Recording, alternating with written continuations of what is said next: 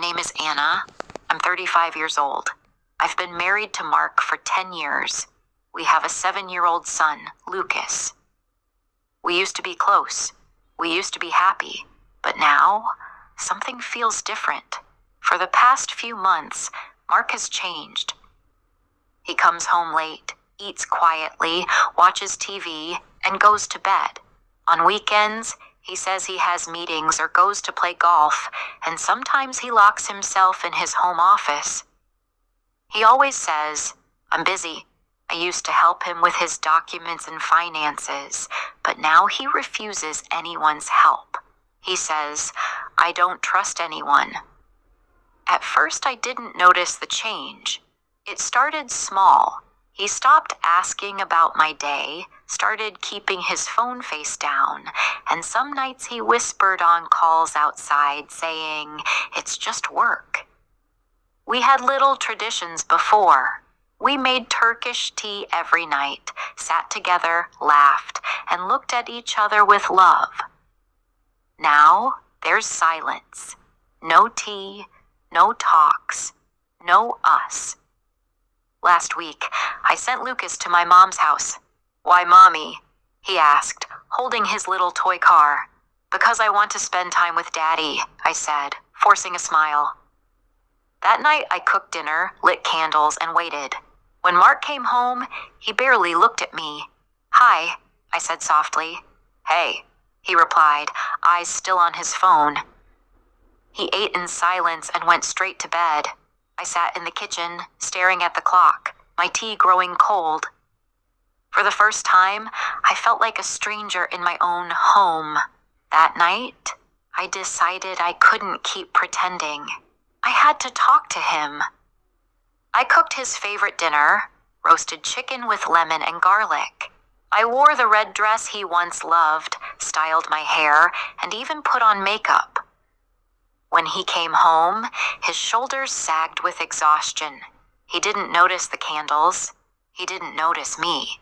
"Mark," I said softly, "can we talk?" He hesitated, then sat with me on the couch. "You've changed," I whispered. "We don't laugh. We don't talk. You don't see me anymore." He looked down at his hands and said nothing. I swallowed hard, then asked, "Do you still love me?" He looked at me, his eyes tired. "Of course I do. I'm just stressed. Work is heavy right now." I nodded, but deep inside, I wasn't convinced. So I asked the question I feared most. "Is there someone else?" His head shot up. "No, never," he said quickly. "I just need time, Anna. Please, be patient." I wanted to believe him, so I said, "Okay, I'll wait." But inside, I still felt alone. Weeks passed. Nothing changed. Mark still came home late, still avoided my eyes, still kept his phone close. One evening, Lucas sat beside me and whispered, "Mommy, why is Daddy always angry now? Did I do something wrong?" I hugged him tightly. "No, baby, it's not you," I said, forcing a smile through tears. I tried to plan a weekend trip for us. Mark said, "Not now, Anna. Maybe next month." That night, I sat in the dark, holding our wedding album, tracing our smiles with my fingers, wondering, where did we lose each other? A week later, I sent Lucas to my mom's again. I thought maybe we could reconnect, but when Mark came home, he went straight into his office without a word. I walked past the door, my hand hovering over the knob, but I couldn't knock. Instead, I sat in the kitchen, tracing the rim of my cold teacup, whispering to myself, "Does he even see me anymore?" That night, after he went to bed, something shifted inside me. I knew I couldn't live like this forever. The next evening, after putting Lucas to bed, Mark was in the shower. His phone was on the table. The screen lit up. A message.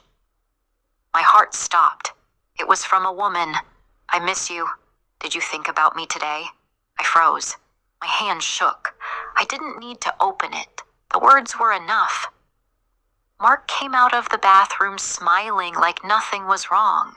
I looked at him and felt my heart shatter. That night, I lay beside him in silence. He slept peacefully. I cried quietly, drowning in a heartbreak only I knew existed. The next night, after Lucas fell asleep, I waited in the living room. When Mark came out of his office, I said, "Mark, sit down. We need to talk." He frowned. "Anna, I'm tired. Can we—" "No," I interrupted. "Now." I placed his phone on the table. I saw the message. His face went pale. "It's not what you think," he stammered. "Not what I think?" My voice shook. "She says she misses you. She asks if you thought about her today." He rubbed his forehead. "It was just talking. I was stressed. I needed someone. I cut him off, tears burning my eyes. "Not your wife? Not the woman who stood by you for 10 years? He sighed heavily, lowering his gaze. "I didn't mean for it to go this far. I'm sorry, Anna." I stared at him, my chest tight. "You looked me in the eyes. You told me to wait. I trusted you. Do you know what that did to me?" He whispered, "I never stopped loving you." I shook my head slowly. "No, Mark. Love isn't this. Love isn't secrets. Love isn't making me feel invisible." Silence filled the room. Two people who once shared everything, now strangers. Finally, I whispered, "I can't live like this anymore." That night, I packed a small bag for Lucas and me. I left a letter on the table. "I still love you, Mark.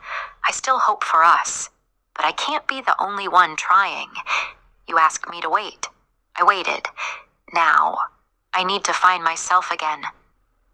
I kissed Lucas's forehead, picked up the bag, and walked to the door. My hand trembled, but my heart was steady. I didn't look back. Some wounds can't be fixed by waiting. Some promises can't heal what's already broken. I realized something that night. Sometimes love isn't enough, and sometimes the bravest thing you can do is choose yourself. I chose peace over pain. If you liked this story, please like, comment, share, and subscribe.